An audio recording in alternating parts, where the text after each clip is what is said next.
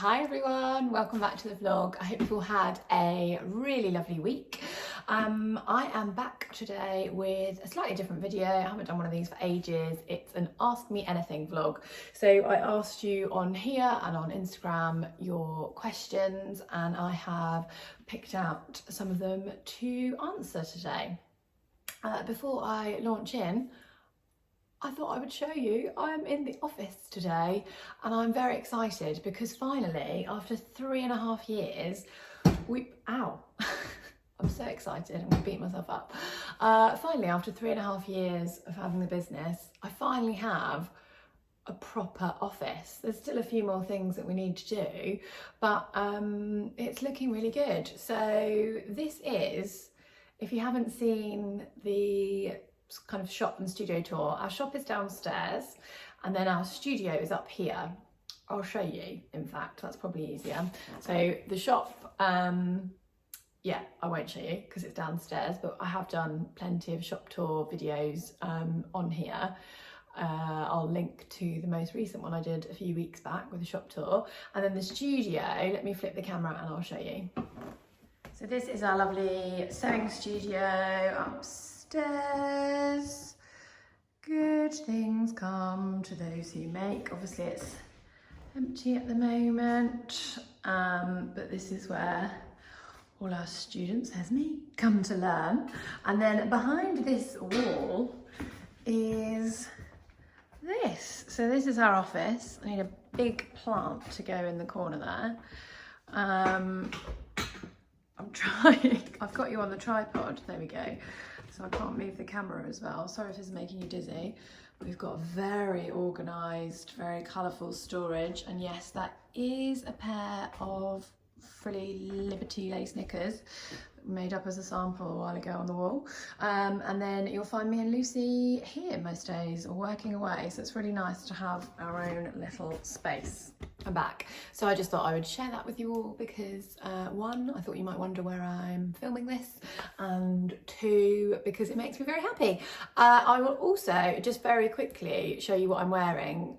This is the Avid Seamstress blouse. It's just called the Blouse, and it's made up in our Atelier Brunette Moonstone viscose, which I think is currently out of stock, but I will be, of course, restocking it.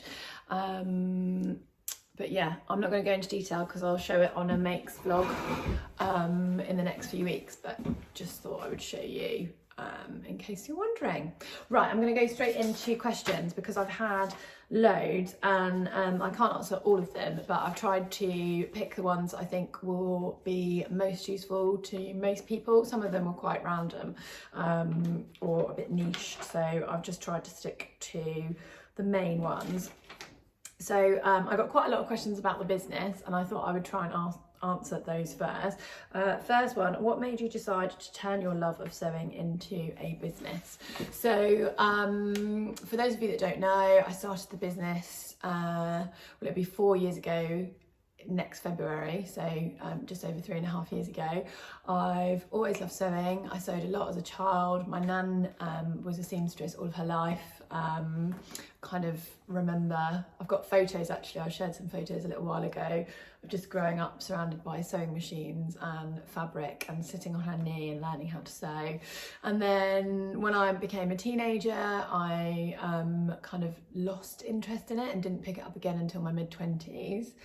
And then I loved it. I loved everything about it. I loved that it was now kind of a bit more cool. And I loved that I could make things that I wanted in fabrics that I wanted. But I found it really hard to find those fabrics, really hard. And I also felt like everything here was really London centric. So there were quite a lot of sewing studio, I say quite a lot, still a very small number, but the majority of the sewing shops and studios and things that I was finding were in London. And we're only an hour or so outside of London, but it feels like quite a way. And I wanted to kind of make something that's a bit more accessible for people. And for me, I'm really passionate about two things. I'm really passionate about really beautiful fabrics. I love, you know, beautiful quality, beautiful prints. I just love everything about fabric. For me, fabric is like little works of art printed onto textiles. I just think it's so beautiful. That's the only thing. The phone might ring from time to time. Sorry about that. So I'm really passionate about beautiful fabrics and making beautiful fabrics really accessible and showing them to as many people as possible. But until I really got into sewing, it was only really quilting cottons that I found were accessible and easy to come across. There weren't very many places, especially not around this area, where you could get beautiful dressmaking fabrics. And then the other thing is I'm really passionate about getting people into sewing. I think sewing is such a wonderful hobby. It's got so many positives to it. Maybe I should do a video another time about all of those positives. But I'd started teaching friends of friends how to sew, and well, friends and friends of friends, and I absolutely loved it. And that was kind of what spurred me into turning it into a business, because I wanted to get as many people sewing as possible. And then once I decided that, I also wanted them to have access to the lovely fabrics that I knew were out there. So that's kind of how the business came about. Question number 2, are you still going to do your own patterns? So I get asked this quite a lot. If you've been following for any length of time, you'll know that we started last summer I think it was, or early last year actually, on creating our own Satisfaction patterns, and we did a couple that we kind of started and actually do have the patterns for. We have them graded. But then last year, again, if you've been following for any length of time, you'll know that it was quite a full-on year for me. I had to take some time out to care for family, and the patterns, we didn't end up doing them. And I have thought long and hard about whether that's something that we're going to do again, or we are going to get off the ground, I should say. This year, obviously no, because it's now November and the year has gone like that, and the majority of it has been quite upside down due to the virus. So I am now at a point where I feel like I don't want to spread myself too thinly. One of the things I've learned this year is that I don't have to take over the world. And last year, or the last few years, I think a lot of what I was trying to do was just do the next thing. So we started in a cupboard in my spare bedroom 3.5 years ago, and then very quickly moved into the studio space up here with the shop at the front. Then we've expanded, and we've now got the shop downstairs. We've got a much bigger studio. The business has grown. Creaky floorboards. The business has grown. I've taken on a bigger team, but I'm really conscious that I don't want to do too much too soon and then spread myself too thin and not be able to deliver on it. And I think what people don't realise with patterns is that they're a huge undertaking. So it's not just the original designs that need a lot of work. You have to go through a full in-depth process. You have to get them drafted by a professional pattern drafter, which we had done. You then need to have them graded so that they go through all of the different sizes. You need to test them and get other people to test them. You need to write instructions. You need to do your, instruction design, booklet design, branding, all of that. Massive undertaking. And I did have quite a lot of it lined up and ready to go, but then felt like it just wasn't the right time. So the short, long answer is that I'm never going to say never, because we do have a couple of really good ones, and we've been using a couple of them in our classes. So that's really helpful. We do have a really lovely skirt pattern, which I know I showed to a few of you last year, and lots of you really liked it and have asked me numerous times to release it. So I think if we do, it would be that one first. But I don't know if it's coming next year, to be honest. I think it'll be something that once I feel like we're really comfortable with everything, then I can look at it. And after the year that we've all been through this year, I think that's going to take a while to get to that point. So watch this space, but not anytime soon. How do you stop and switch off when running a business? Has it tarnished an enjoyable hobby? So this was a really interesting question. Especially a bit about tarnishing a hobby. So when it comes to switching off, it's definitely something I've had to teach myself. I would say that for the first 2.5, 3 years, I didn't switch off at all. I was always on. When you own your own business, you'll know, you just don't switch off. My brain does not switch off. Even if I wasn't here, I'd be thinking about it. I'd be doing social media. I would be looking at emails at 1 o'clock in the morning. I would be, you know, researching all hours of the day. And yeah, it's really, really hard to kind of get that relaxation time. I think it has come with, yeah, a lot of practice. So making sure that I remind myself that the business, even though it is massively important to me, isn't the be all and end all. I've had to kind of tell myself that I am not the business. The business is a separate entity to me, even though I'm the one that set it up and grown it and it comes from my idea. I think it's helped that I've got an amazing team now.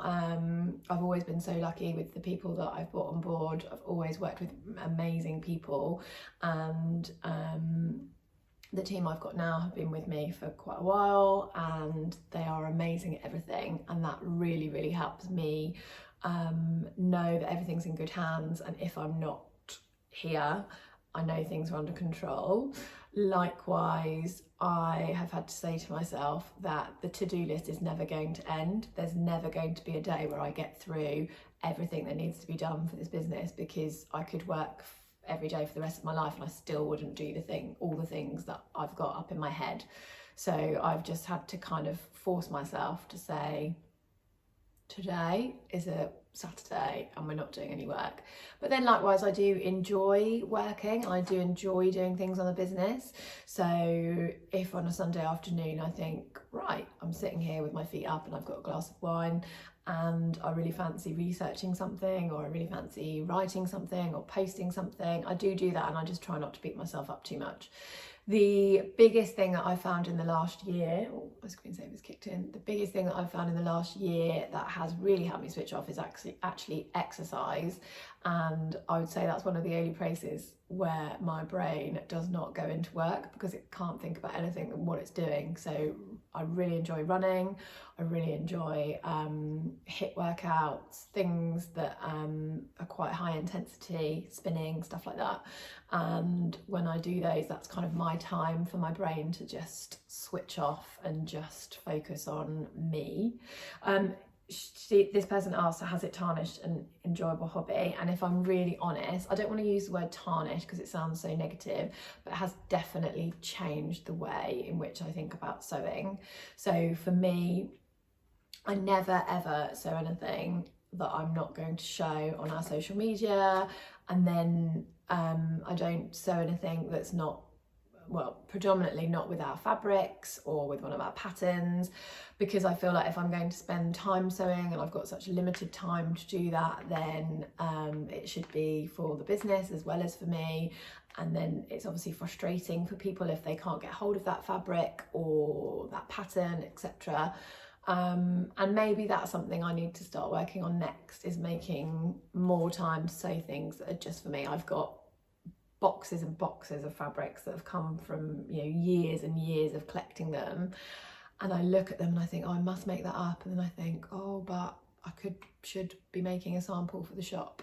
And I think because I teach as well, and I love teaching, that takes up a lot of my kind of sewing brain power. So then when I go to do it at home, I can't help it, I'm constantly thinking, oh, I could, you know, make a class out of this, or I must remember to tell my next class about this, etc. So I would say it hasn't tarnished it, it's just really, really changed it for me, and I don't sew anywhere near as much as I did before I had the business, ironically. Do you trace patterns? So no is the short answer to that. I have found that there are two types of people, those that do trace their patterns and those that don't. And I am definitely in the don't category, which is interesting because obviously with my shape having changed over the last year, I do now have a lot of patterns that are pretty redundant because they're all cut to a size I was previously. And before that, when my shape had changed a few years back, again, I'd ended up with quite a few patterns that I couldn't use. So I suppose that is maybe a little bit wasteful, and I don't want to encourage that, but I feel like when I'm in the mood to sew, I'm not in the mood to trace out all of my patterns. I use a lot of PDF patterns as well, and those ones you just, you print them off. So if I need to change sizes, I just reprint them. But when I'm sewing, I want to get the kind of pattern adjustments and the cutting out done as quickly as possible, and then get on to the actual sewing.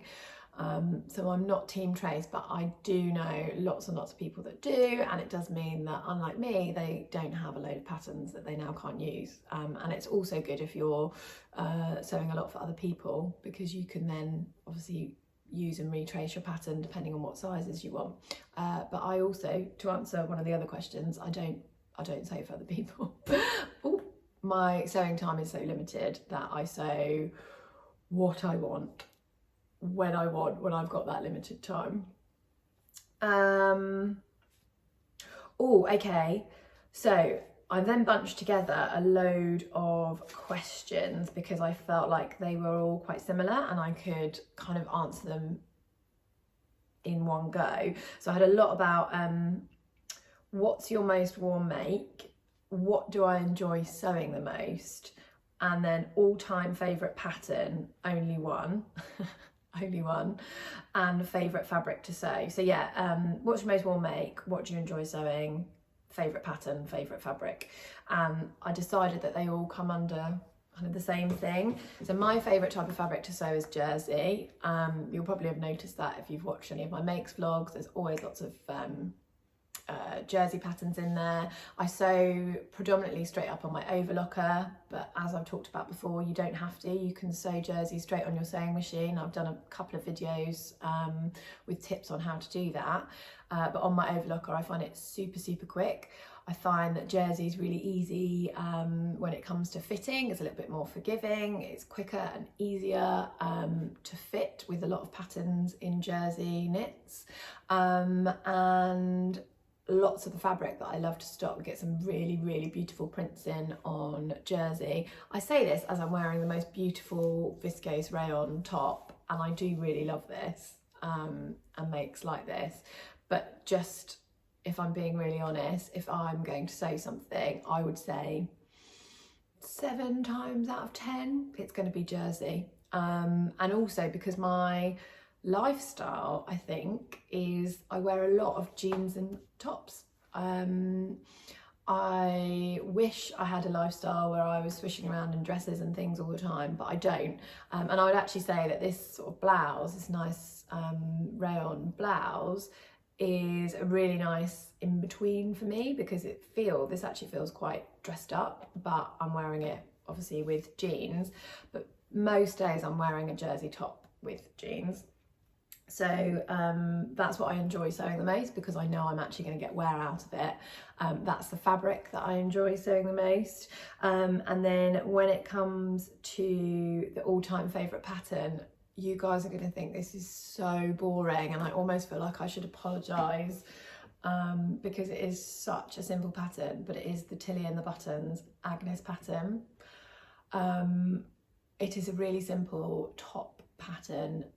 You'll have seen it loads if you've followed the vlog, or if you've done any sewing for any length of time, because you'll all know Tilly and the Buttons and her lovely patterns.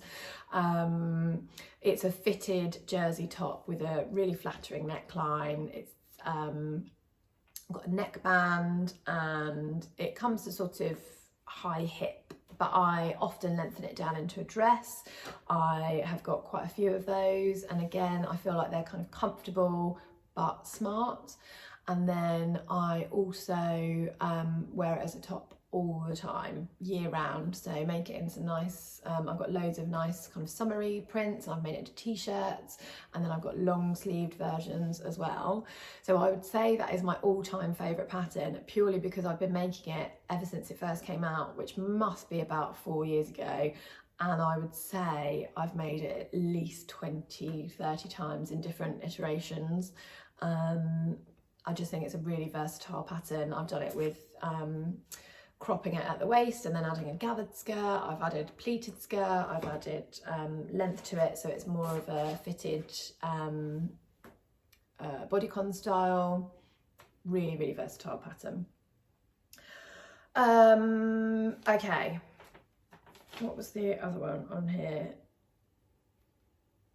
Oh, do you choose all the fabrics in the shop, and how do you decide? So yes, I choose every single fabric that comes into the shop. I have always gone with my gut instinct. There isn't a magic formula.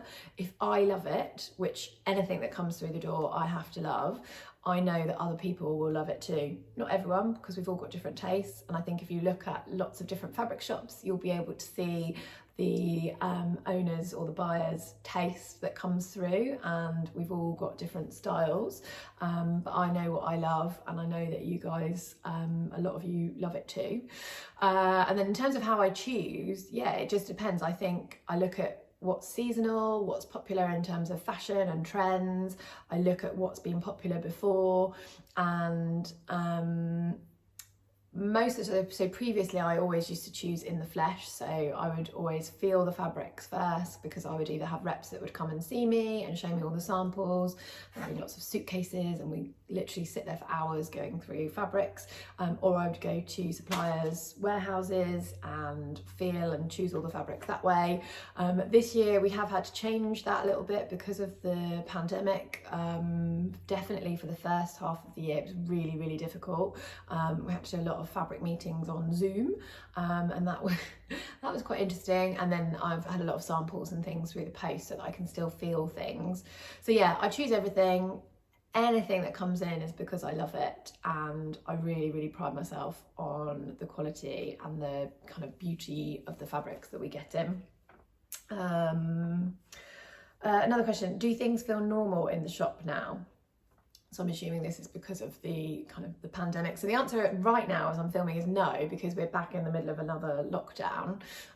It's November, and yeah, we're in the middle of another lockdown. However, this time around we have kept the shop open in terms of click and collect, so people can come and collect orders they've ordered online, and we're also sending out orders through the post. So we've kept the team in. I've kept the team in pretty much every day, well, Monday to Friday, packing online orders, which is quite different to how it was in April to June. So it feels a lot more normal, but it's not normal because we don't have any customers coming in and the rest of the village is really quiet.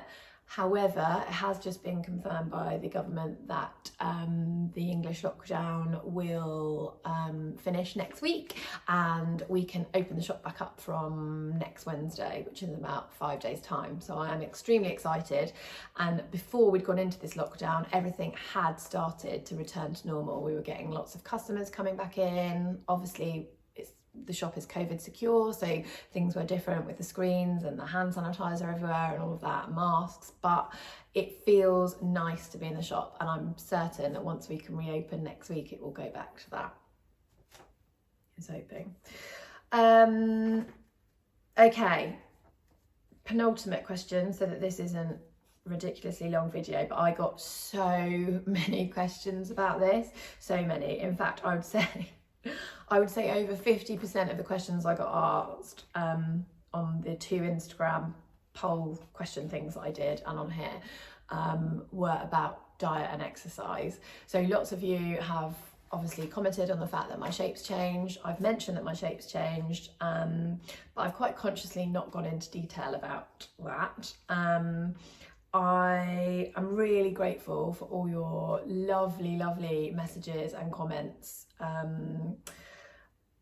I feel like I am not, so one thing I would say is I've put a post up on our Instagram page. It's not something that I really wanted to post about because I don't really feel like diet and exercise is something that is relevant to our business page and fabric and sewing, etc. And some of the comments that I had were quite personal and weren't very pleasant, if I'm really honest. So I felt like I needed to address it because we were getting a few emails into the business page and various other things that I didn't feel like it was appropriate. So I will link it down below. But obviously this isn't Ask Me Anything. And I knew I would get some questions about it. I was just kind of surprised about the volume. I don't feel like I am in any way qualified to give anyone diet or exercise advice. I am not a nutritionist, a dietitian, a fitness professional in any way, shape or form. What I would say is that I am very happy and very healthy. So thank you to those of you that have maybe expressed some concern. But I am really, really well. I feel really well. I have just done what has been right for me over the last year or so. It hasn't been something that I have done as a plan, and as such I don't have anything that I can share with you all. I feel very much like people want me to give them some sort of secret, and I don't have it. I've just been doing things that make me feel good.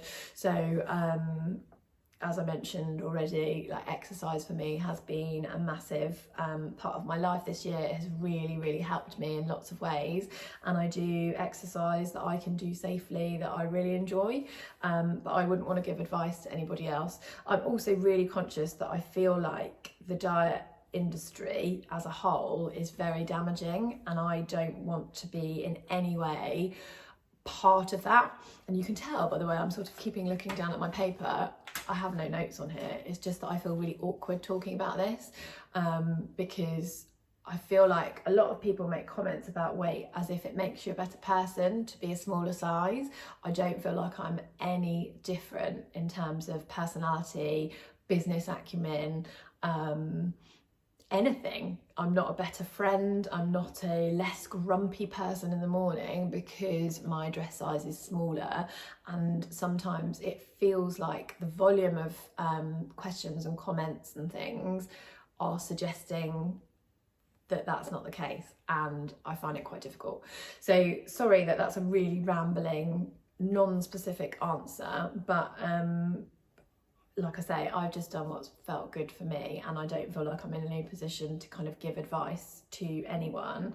But please just know that however you look, whatever size you are you, and you don't need, you know, dieting and exercise doesn't make you a better person, and being a smaller dress size doesn't make you a different person. It just makes you the same but with a slightly smaller bum. Okay, and then final question, best advice for those new to dressmaking. And I had quite a few questions about or from new dressmakers, people getting into sewing that now want to start dressmaking. And I think I'm actually going to do a completely separate video because I've got loads of tips on this.